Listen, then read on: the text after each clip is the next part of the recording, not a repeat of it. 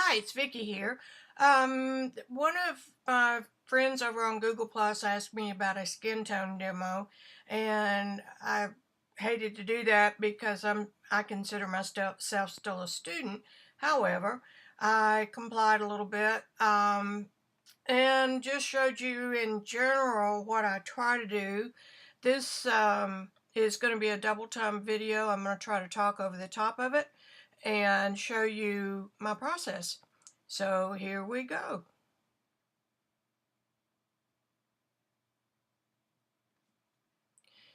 This is a Canson Biggie pad. I picked it up at Walmart. It's a mixed media paper, 90 pound.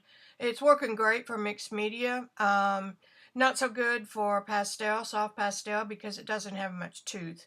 So I'm going to work with it anyway. We'll just see where it goes. I did have to blow a lot, which is really against the rules, and have to spray a couple of times. I started out with burnt umber and just did the shadow shapes. Filled in the white areas with a real pale cream. Now I'm going over it with the wrong color of red and some black to show how dark it is. This is modeled after natural lighting.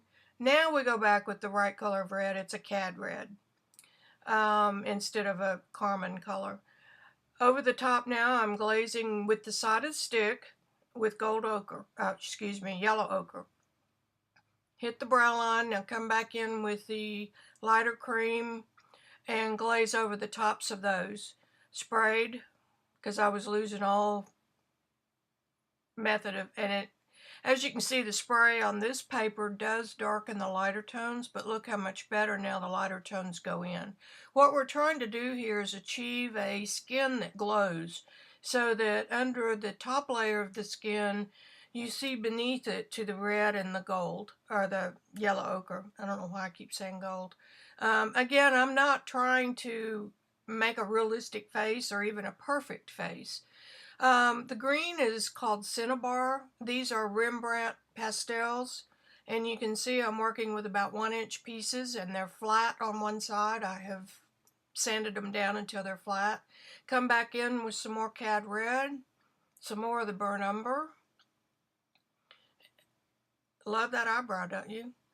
And I can't help myself. I get too involved in trying to make it a realistic face and forget where I'm going. The purpose of the green is that cool colors recede, so that makes that side of the face look rounded, and that it's going away from the higher planes of the face, which are the cheekbones, the nose, the chin.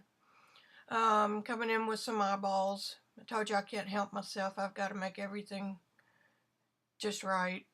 It'd have been better off if I'd just done a balloon shape and done that, but I didn't.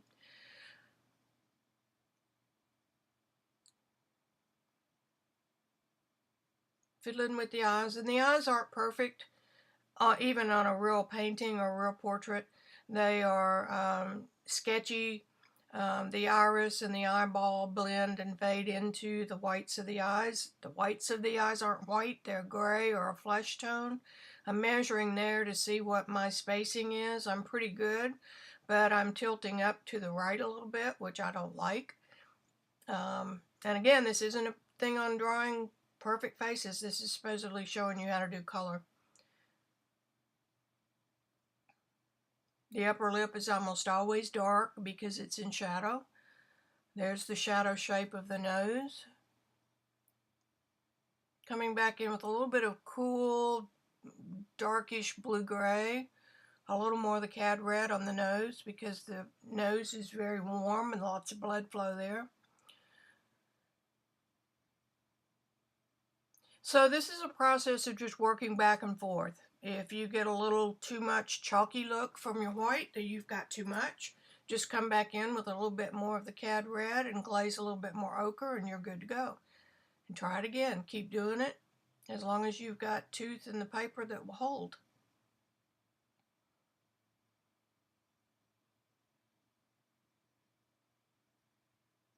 And dark green on the far side, it's more of an olive green. Do you see how that begins to make that face round a little bit? because it is the shape of a balloon, roughly.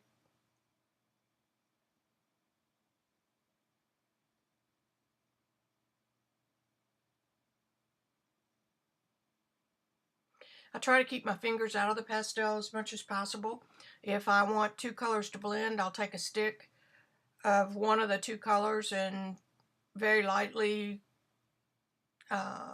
glaze or scumble, and that serves the same purpose. When you put your fingers in pastel, what you do is destroy every layer that you've put under it, makes it one tone instead of being able to see through those tones. It makes it look more lifelike when you can see the different layers. So remember, anytime you blend in pastel, you're taking all the layers to one continuous layer, and that's where you sometimes get some mud. Because, again, green and red are complementaries. If you mix them together deliberately, you're going to get gray. And you don't really want that. You want the colors to stand alone.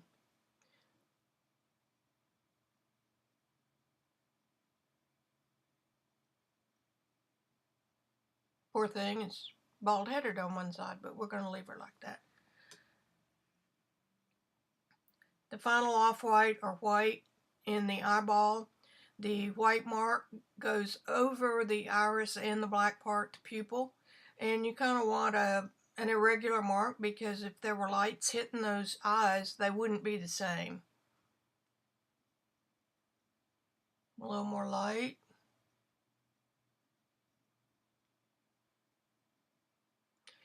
Another thing I'll tell you is that working life size, which is what this is, I've got it down flat on my table, which I never do. That helps contribute to getting the facial features out of alignment. The mouth is, the eyes are tilted up to your right, and the mouth is tilted kind of down to your right, and the nose is floating somewhere in the middle, not quite right, but we're not going to worry about that. That's not the point of this.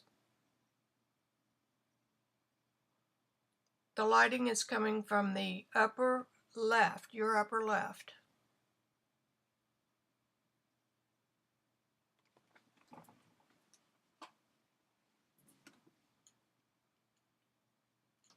Burnt umber, light cream, cad red, yellow ochre, cinnabar green, olive green. Oops. There's the blue gray and a lighter cream and a little bit of black for the pupils. The color down at the bottom is Sanguine by Conte. It's kind of a darkish skin tone color.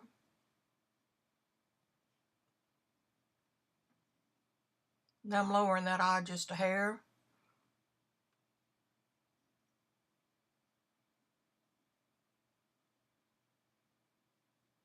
Occasionally you'll see my finger dart in there and just tap it.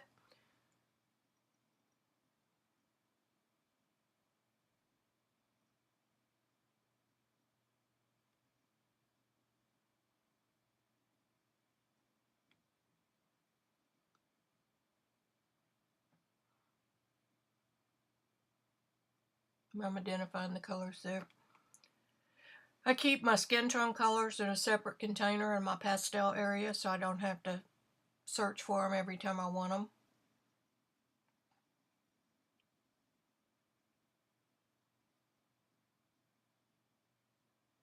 Still potzing around with it. It's not supposed to be a portrait demo. And I'm not looking at anything here, guys, too. That in my defense, that adds a little bit of handicap.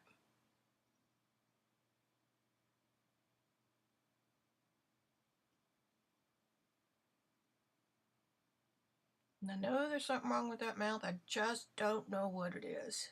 Okay, took a picture with the iPhone. Give us a good still.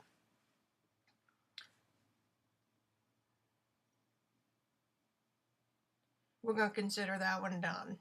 Okay, so I flipped the page over and I did the next demo without turning on the camera. So this is actually the third one. I've got my pastel tray there to the side. It's a small Masterson Stay Wet palette. It's about 6 inches, 7 inches by 6. I'm trying to use the same method I did with the pastel. This is an acrylic and the paper is raw. Which I know we hardly ever work on raw paper when we're doing acrylic, but this is playing. Same method, just doing the shadow shapes, the eye sockets, side of the nose, under the nose, the upper lip. Trying to keep my edges fairly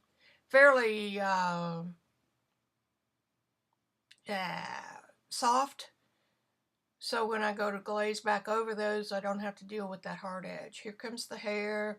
I mix up ultramarine and a raw sienna to get that almost black color. I don't have any black out on my palette. A little bit of cad red now glazing over. It's still a little damp underneath. You can kind of see it moving.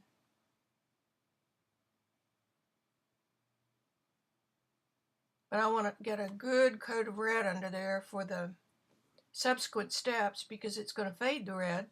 I want to make sure I've got plenty in there. Restate the shadows.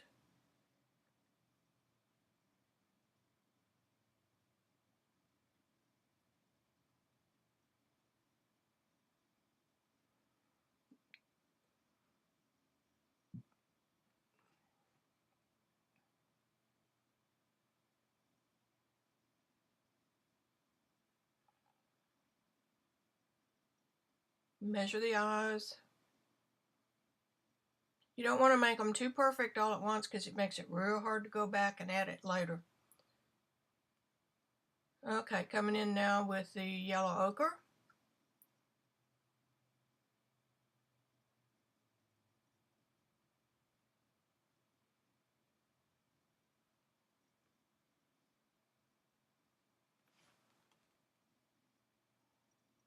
Yeah, I thought that neck looked a little funny too. Now we've got it nice and narrow.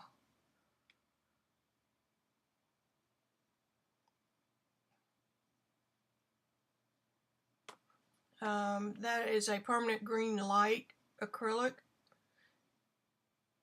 It's a little bit stronger than the pastel color, but it's what I had out. That's the permanent green light with a little bit of ultramarine mixed in it to approximate the olive green. Restate the darks around the mouth. Work on the eyes a little bit.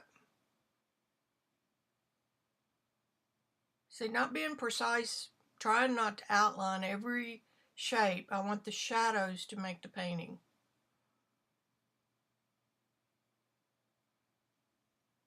You don't need to outline every facial feature.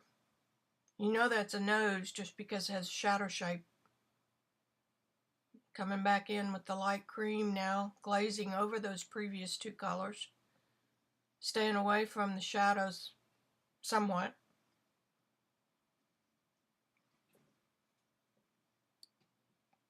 And you can see on that nose where that hard edge on the burnt umber is giving me a little bit of a problem.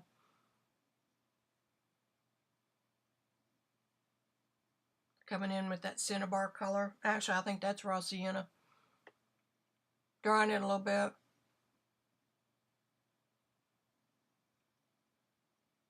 These colors would have been easier to blend on the edges if I had gesso on the paper. Putting in a little eyelid.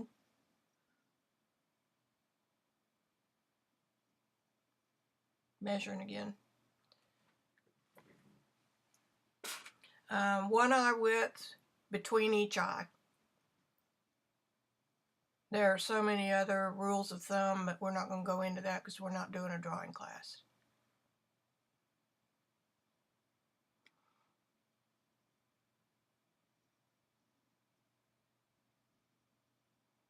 Adding a little more cream. I did notice at this point that the surface creamy color was getting a little bit chalky.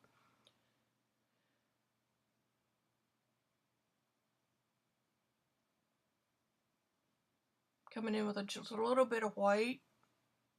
And I am using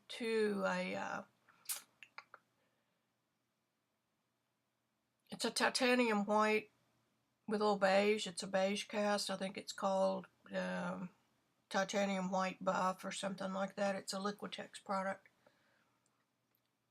And it's a warmer white than titanium. Titanium has a real cool cast. Anytime you add titanium white to another color, you're going to cool it down. So then sometimes you have to counteract the coolness with a little bit of a warm color, like a little bit of a yellow or something like that to tone it back up. Overall, I think this face looks kind of dirty. So this technique definitely requires a little bit of practice. I think the main thing I wanted you to take away from this is that I mix my colors. I don't depend on tube colors. You can, certainly. When you're doing illustration type work, sometimes it is easier to start with an overall flesh tone and then just add to it. But we're into learning new things, so probably if she had hair all the way around, this wouldn't be half bad.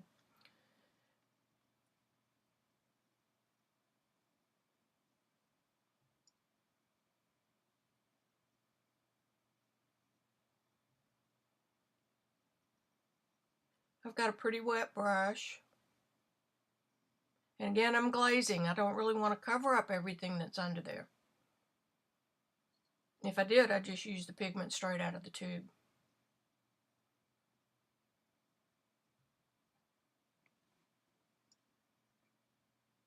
Okay, that's that one. What are we going to do now? I forgot. Oh, you know what? That may have been the one I thought I didn't film.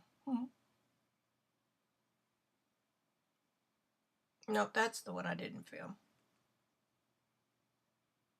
Okay.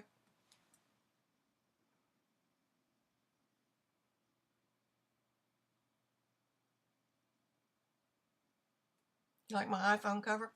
All right, here we go. This is the first one. I got up this morning. Look at the crooked mouth going with the tilted eyes, so I had to go back over there and try to fix that a little bit. Didn't do just a great job, but it is what it is. Skin tone's pretty nice.